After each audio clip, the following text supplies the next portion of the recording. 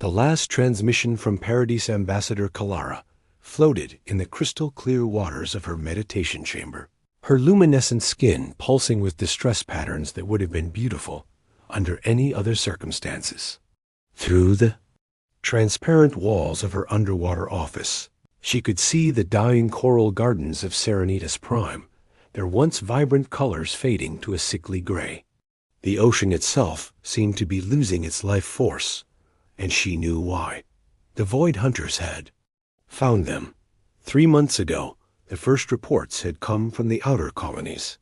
Ships arriving at Peaceful Harbor found empty worlds, their populations simply gone. Not destroyed, not conquered, but drained. Every living thing on those planets had withered away, leaving behind only hollow shells and lifeless rock. The survivors, who managed to escape before the Void Hunters completed their harvest, all told the same story. Massive shadow-like entities that fed on life itself, consuming the very essence of biological existence. Kalara's people, the Serenity Confederation, had known 8 centuries of perfect peace. Their aquatic civilization had evolved beyond warfare, beyond conflict of any kind. They were philosophers, artists, and healers who had never needed to raise a weapon against another living being. Their ships were built for exploration and cultural exchange, not battle. Their technology focused on sustaining life, not ending. It dot now that very peace was killing them. The communication array chimed softly, and Kalara's assistant, young Nerian, swam quickly through the chamber's entrance. His skin patterns showed barely controlled panic, the colors shifting rapidly between fear purple and desperation orange. Ambassador, we've received the final transmission from Azure Deep. The Void Hunters have reached the inner systems. Kalara felt her heart sink like a dropped stone. Azure Deep was home to 40 billion Serenity citizens, including the greatest libraries and art centers in their civilization. If the Void Hunters had reached there, then nowhere was safe. How long before they arrive here at the capital? Our scientists estimate 3 days, maybe 4 if we're fortunate. Nerian's patterns shifted to resignation blue. The Galactic Council has responded to our pleas for help. They've offered to send observers to document our extinction for historical purposes. The bitter irony was not lost on Kalara. The same galactic community that praised the Serenity Confederation as the perfect example of evolved civilization was now content to watch them die rather than risk their own comfort. The major powers claimed the Void Hunters were a natural phenomenon that couldn't be stopped, like a cosmic storm or stellar collapse. They spoke of non-interference policies and the balance of the universe, all while billions of innocent lives were consumed. Kalara swam to her personal terminal and activated the galactic database. There had to be someone, somewhere, willing to help them fight. The major civilizations had refused, but perhaps one of the smaller powers or mercenary groups would take the contract. She began searching through military contractors, security services, and independent fleets. Most entries were disappointingly small. Single ships offering escort services or tiny fleets protecting trade routes. Nothing that could stand against the cosmic horror that was devouring entire star systems. The few larger organizations demanded payment in advance and made no guarantees about effectiveness. Several explicitly stated they would not engage energy-based entities or cosmic-scale threats. Then she found an entry that made her pause. The file was recent, added to the database only 5 years ago. It listed a species called humans from a system designated Sol 3. The entry was sparse, giving only basic information about their recent admission to the galactic community. What caught her attention was the services offered. Unlike other contractors, who listed specific capabilities and limitations, the human entry was almost arrogantly simple. Military intervention services. Any scale, any threat, payment negotiable. No situation too dangerous. Below that, in smaller text, was a warning that made Kalara's skin patterns shift to confusion yellow. Galactic Council Advisory. Exercise extreme caution when engaging. Human Services. Species originates from Class 12 Deathworld. Psychological evaluation indicates high aggression potential and atypical problem-solving methods. A Deathworld? Kalara had heard the term, but never encountered a species from such. A place. The galaxy was full of comfortable worlds where intelligent life had evolved in relative peace. Deathworlds were the harsh exceptions where life survived through constant struggle against impossible odds. She had assumed such worlds would produce primitive species too, busy fighting their own environment to develop space travel. She accessed the human physical profile. They were bipedal mammals, averaging 2 meters in height, with forward-facing eyes and omnivorous dental structure. Their homeworld was listed as having extreme climate variations, dangerous predators, and frequent natural disasters. The atmospheric composition was considered toxic to most galactic species, with high oxygen content that would be literally combustible to many races. The more she read, the more confused she became. These humans had developed faster than light. Travel, energy weapons, and advanced shielding technology, despite coming from what sounded like a hellish nightmare world. Their ships were listed as heavily armed beyond normal parameters, and their military doctrine was classified as atypical and highly effective. Nerian swam closer, reading the display over her shoulder. "Ambassador, are you seriously considering hiring predators? Look at this warning label. The Galactic Council doesn't issue those lightly." Kalara studied the human entry more carefully. The pricing structure was unlike anything she had seen. Instead of demanding payment in standard galactic currency, humans offered something called post-victory compensation. They would be paid only after successfully completing their mission, and the amount would be based on the difficulty of the task and the resources required. It was either the offer of consummate professionals or complete madmen. "What choice do we have?" Kalara asked, her skin shifting to determined red. "The Void Hunters will be here in days. Our entire civilization will be dead within a week. If these humans can help us, I don't care how dangerous they are."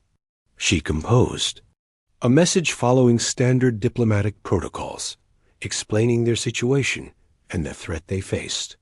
She described the Void Hunters' capabilities and the previous attacks. Finally, she made an offer that would have bankrupted most systems. Full territorial rights to 3 uninhabited systems, plus the entire Serenity Strategic Reserve Fund, plus exclusive trading agreements for the next century. The transmission was sent using their fastest quantum communication array, aimed at the Sol system 93 light-years away. In the best-case scenario, they might receive a response in 8 days.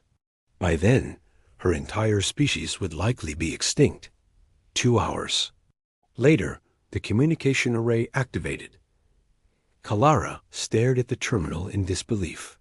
A response from the Sol system had arrived impossibly fast, using a communication method her scientists couldn't identify. The message was brief and written in surprisingly fluent galactic standard. Contract accepted. Fleet en route. Estimated. Arrival, 18 hours. Prepare orbital clearance zones for military vessels. Do not interfere with our operations. Signed, Commander Sarah Morrison, Earth Defense Corps. 18 hours? Kalara's mind reeled.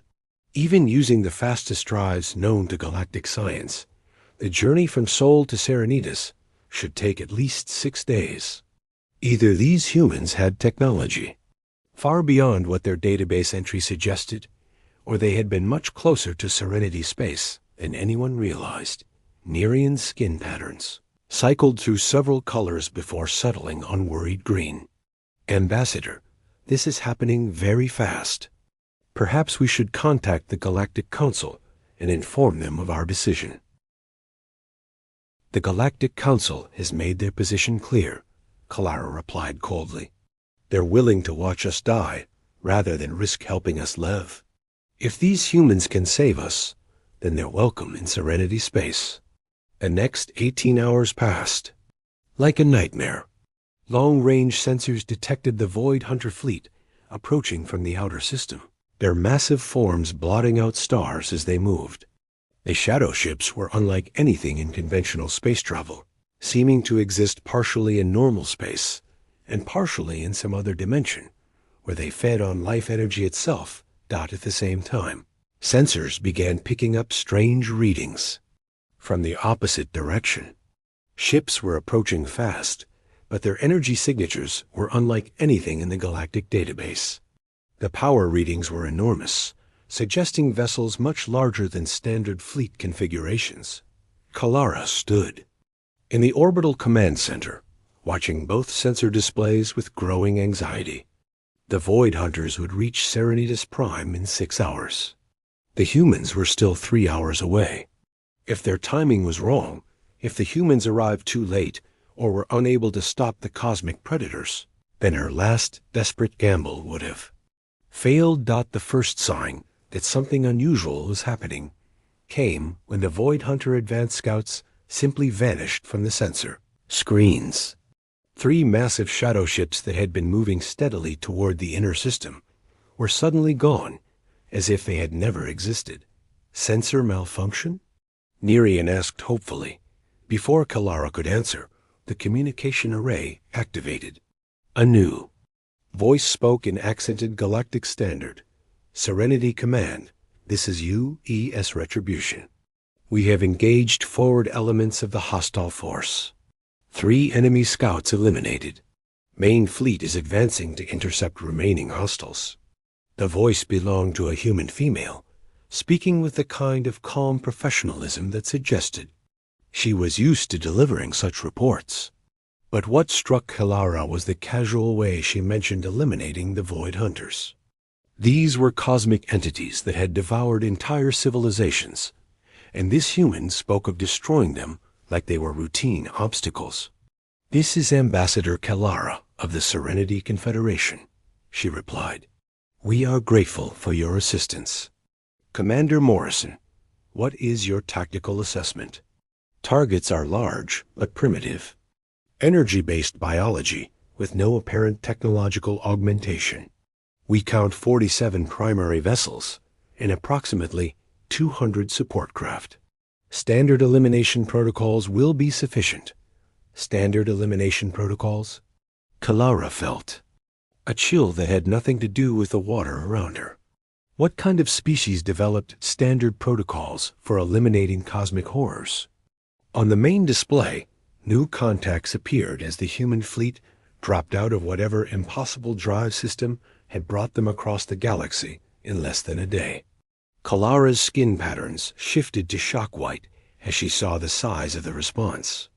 Where she had expected perhaps a dozen ships, sensors now showed over 300 human vessels arranged in perfect formation. But it wasn't just the number of ships that stunned her. It was their design. These weren't the sleek, artistic vessels favored by most galactic civilizations.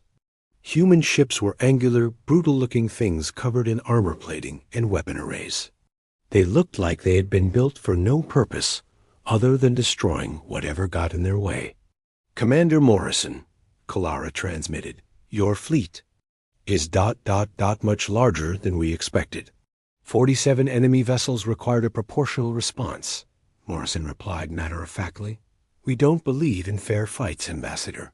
When something threatens innocent life, we bring overwhelming force to end the threat permanently. The human fleet began moving toward the Void Hunters with mechanical precision. Each ship took position according to a carefully planned formation, creating overlapping fields of fire that would trap the enemy force in a deadly crossfire.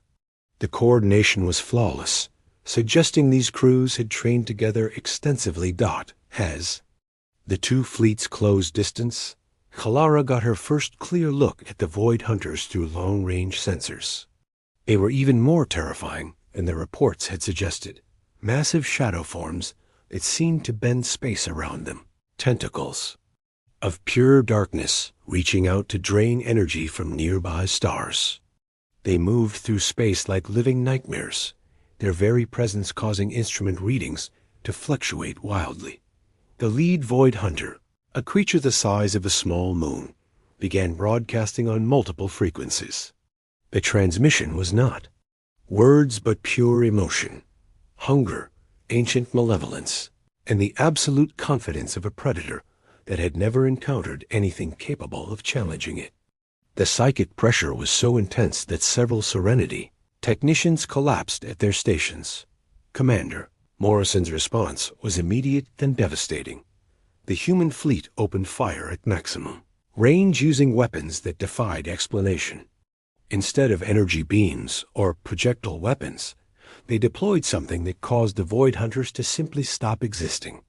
One moment the cosmic predators were advancing confidently toward their next meal.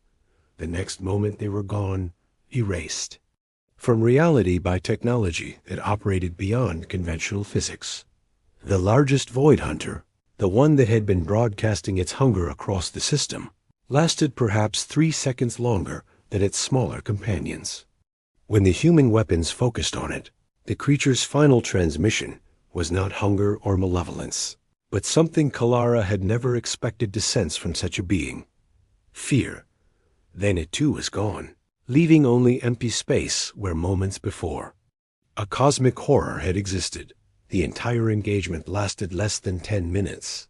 47 entities that had consumed multiple civilizations were eliminated, without the human fleet suffering a single casualty. The weapons used were so advanced that Kalara's scientists couldn't even determine how they worked, only that they were apparently designed specifically for fighting energy-based life forms. Asterisk. All hostile contacts eliminated. Commander Morrison reported with the same professional calm she had shown throughout the engagement. System is secure. We're deploying patrol squadrons to ensure no survivors escaped. Our science teams will analyze the remains to prevent future incursions. Kalara floated in stunned silence, her skin patterns cycling through colors for which there were no words. She had called for help, expecting to hire mercenaries. Instead, she had summoned something far more dangerous.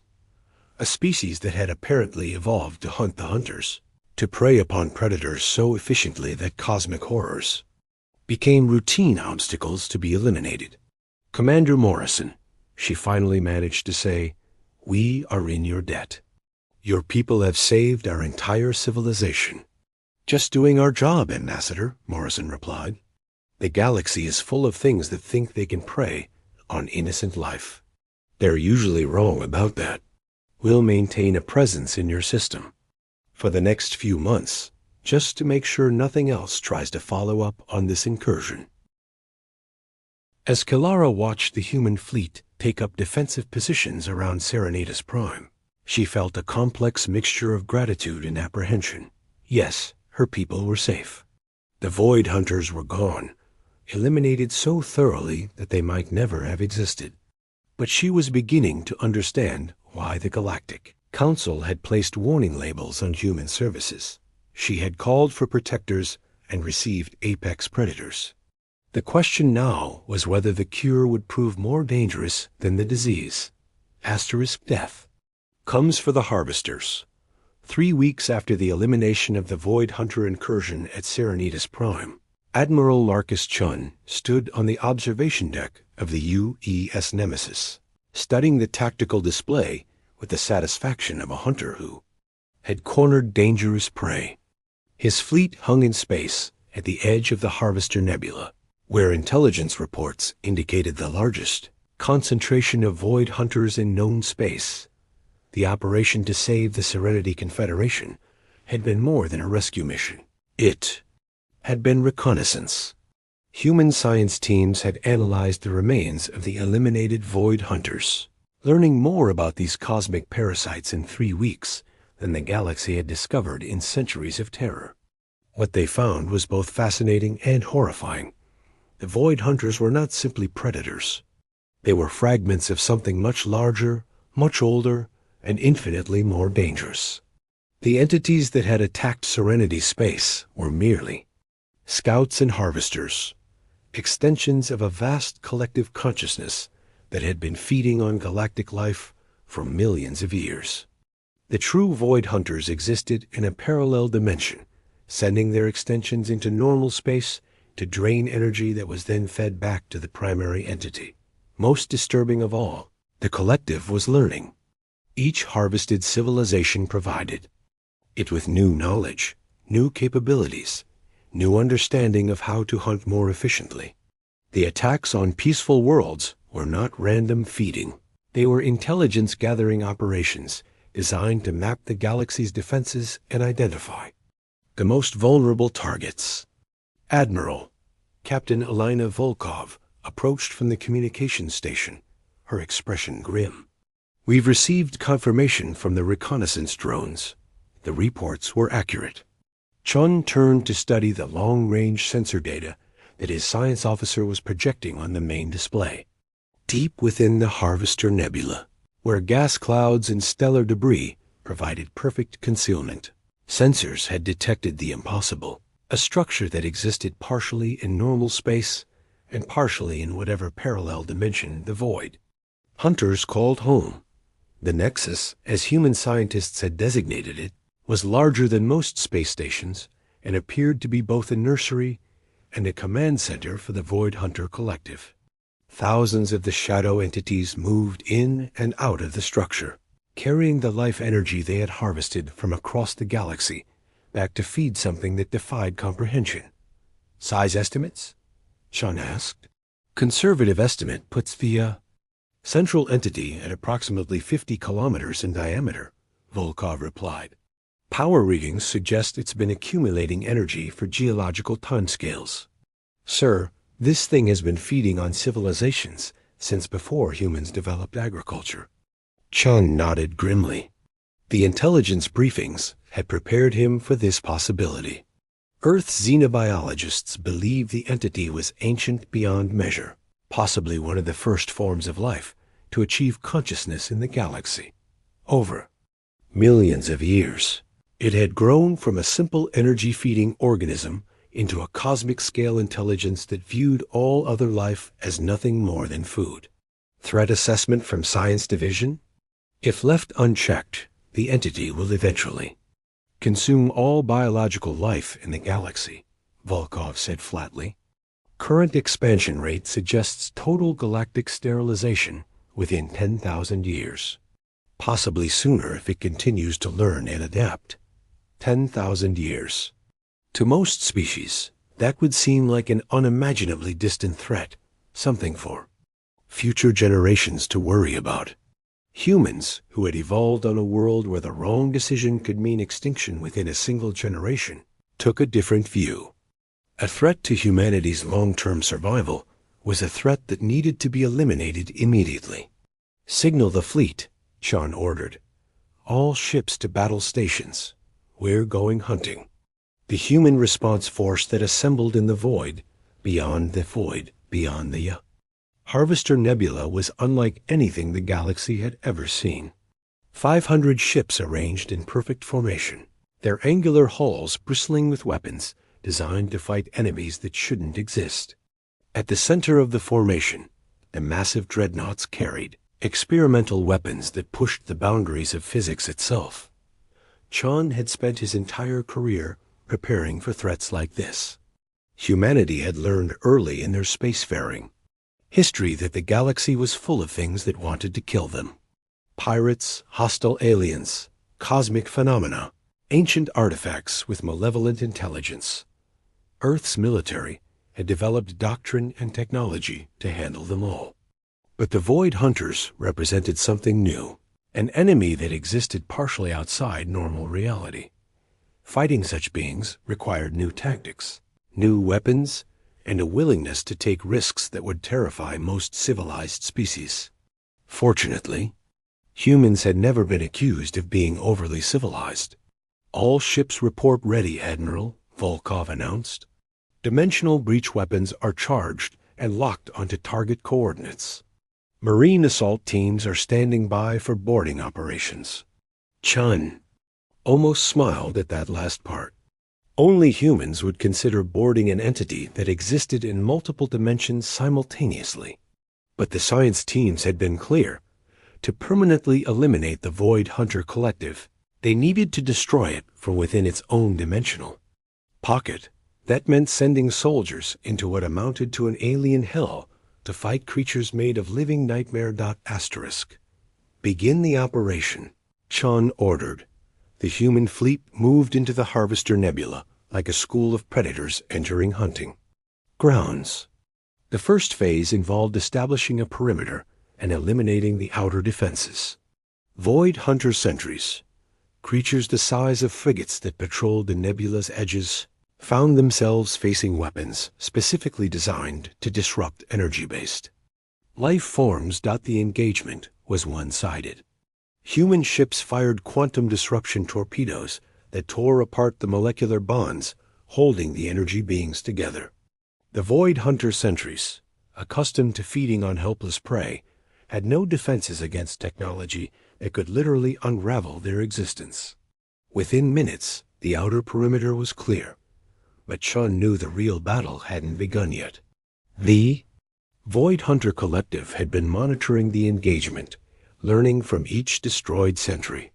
By the time the human fleet reached the Nexus itself, their enemy would be prepared. The central structure materialized out of the nebula's gas clouds, like a nightmare given form. The Nexus was a writhing mass of organic architecture that seemed to exist in several dimensions at once. Tentacles the size of battleships reached out from its surface, while portals opened and closed randomly, allowing glimpses into the parallel dimension where the true entity resided. My God, whispered Lieutenant Commander Hayes from the sensor station. Sir, the energy readings from that thing are off the scale. It's generating more power than our entire fleet combined. Good, Chun replied calmly. More energy means a bigger explosion when we destroy it. The human fleet arranged itself in attack formation around the Nexus, but before they could begin bombardment, the structure began to change. The tentacles writhed more violently, and the portals opened wider, allowing massive forms to emerge from the parallel dimension. These were not the relatively small Void Hunters that had attacked normal space. These were the true forms, creatures, that had grown vast and terrible by feeding on galactic life for millions of years. The lead entity was so large it barely fit through the dimensional portal.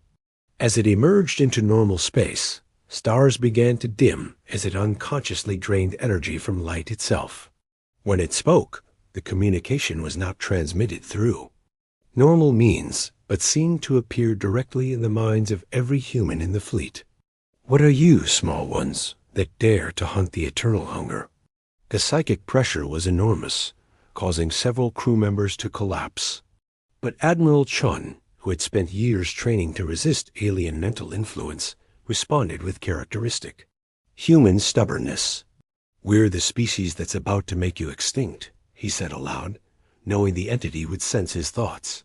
Fire all weapons. The human fleet unleashed its full arsenal simultaneously. Quantum disruption torpedoes, dimensional breach weapons, and experimental devices that existed only in theoretical physics. Textbooks filled space with energies that normal matter was never meant to withstand. The attack was coordinated down to the nanosecond, focusing overwhelming firepower on the precise points where the Nexus structure interfaced with normal space. For a moment, it seemed the weapons had no effect. The Void Hunter entity absorbed the energy, growing larger and more terrible as it fed on the power meant to destroy it. Its mental laughter echoed through the minds of the human crews, promising that their life energy would make a particularly delicious meal. Then the dimensional breach weapons achieved resonance. Reality began to unravel around the Nexus as the carefully calculated frequencies tore holes in the barriers between dimensions. The Void Hunter entity, which had existed safely in its parallel, realm for millions of years, suddenly found itself pulled completely into normal space, where it was subject to the laws of physics it had always ignored. Impossible. The creature's mental voice was no longer confident, but confused and afraid. No species has ever developed such weapons. What are you? We're humans, Admiral Chun replied as he watched the entity begin to destabilize. We evolved on a world that tried to kill us every single day. We learned to hunt things that should be unhuntable, to fight enemies that shouldn't exist, and to find weaknesses in things that consider themselves invulnerable. You made one mistake, creature. You threatened our friends. The dimensional weapons reached critical resonance, and the Nexus began to collapse into normal space. The Void Hunter entity, suddenly subject to entropy and the conservation of energy, discovered that it was impossible to maintain its vast consciousness when pulled completely into a reality with physical laws. Its scream of rage and terror was transmitted across subspace, reaching every corner of the galaxy where its extensions had been feeding. Captain Volkov led the final assault personally, commanding a strike team of Marines equipped with dimensional armor that allowed them to exist partially in the Void Hunter's native realm. As reality continued to collapse around the Nexus, her team fought their way through corridors made of crystallized hunger and rooms where the walls were composed of the dreams of devoured civilizations. At the center of the structure, they found the true core of the entity, a pulsing mass of pure consciousness that had grown fat on the life energy of countless worlds. It had no physical form, existing as raw intelligence and malevolent will. But the dimensional weapons had changed the rules, forcing it into a state where it could be fought directly. Target acquired, Volkov reported as her team surrounded the core, ready for final termination. Light it up, Chun ordered. The quantum charges detonated simultaneously, releasing energy that existed in multiple dimensions at once. The explosion tore through the entity's consciousness, unraveling millions of years of accumulated knowledge and power. The creature that had considered itself eternal learned in its final moments what every human child knew. Nothing lasts forever, especially predators who grow too confident in their dominance. The destruction of the Nexus sent shockwaves across the galaxy as every Void Hunter extension suddenly found itself cut off from the collective consciousness that had sustained it. Without the central entity to coordinate their actions and provide them with purpose, the scattered harvesters began to fade, their energy forms dissipating into background radiation. Within hours, a threat that had terrorized the galaxy for millions of years had been completely eliminated. The Void Hunters were extinct, erased so thoroughly that future civilizations would find no trace they had ever existed. Ambassador Kilara received the news while floating in her restored meditation chamber, watching the coral gardens of Serenitas Prime bloom with new life. The ocean sparkled with renewed vitality, no longer under threat from cosmic parasites that fed on living energy. The humans have eliminated the source, Nerian reported, his skin patterns showing cautious joy. All Void Hunter activity has ceased throughout the galaxy. They're gone, Ambassador. All of them. Kalara's patterns shifted to grateful gold. But underneath the relief was a deeper understanding of what she had witnessed. Humanity hadn't simply defeated the Void Hunters. They had hunted them across the galaxy and eliminated them as a species. The same drive that had allowed humans to survive on their death world had made them the perfect predators for hunting cosmic predators. Admiral Chun is requesting permission to establish a permanent monitoring station in our outer system, Nerian continued. They want to ensure no similar threats emerge in the future. Kalara considered the request carefully. The humans had saved not just her civilization, but potentially all life in the galaxy. They had asked for nothing in return beyond the original contract terms, and they had conducted themselves with honor throughout the operation. But she couldn't forget the casual efficiency with which they had eliminated threats that had terrified the galaxy for millennia. Grant their request, she decided. And Nerian? Send a message to the Galactic Council. Tell them that humanity has just eliminated the Void Hunter threat permanently. Perhaps it's time they reconsidered their policy of non-interference. As she composed the message that would change the galaxy's perception of the species from Sol 3, Kalara reflected on the strange turns of fate that had brought predators to protect paradise. The humans were dangerous, certainly more dangerous than any species she had ever encountered. But perhaps that danger was exactly what the galaxy needed. Guardians who were willing to hunt the things that hunted others, protectors who had evolved, specifically to be more terrifying than the monsters that lurked in the dark between stars.